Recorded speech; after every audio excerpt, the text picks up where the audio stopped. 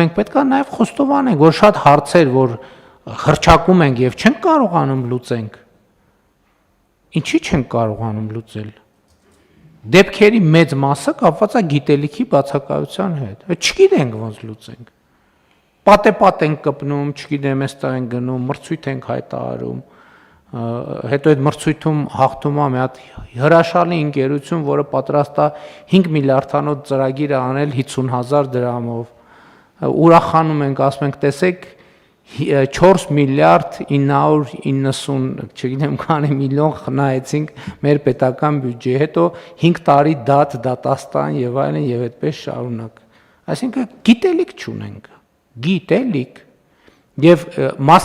մասնագետների պակաս ունենք, մարդկային ռեսուրսի իմացությամբ մարդկային ռեսուրսի պակասի խնդիր ունենք։ Ու չեք սրա մասին ընդունված չի մեզանում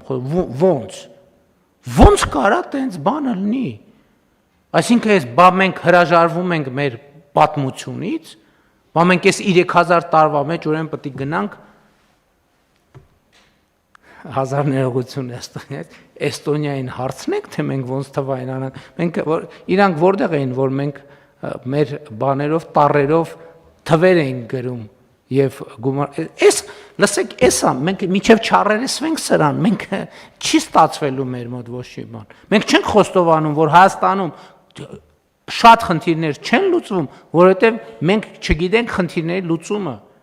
Ավելին, մենք շատ դեպքերում չգիտենք խնդրի պարամետրը,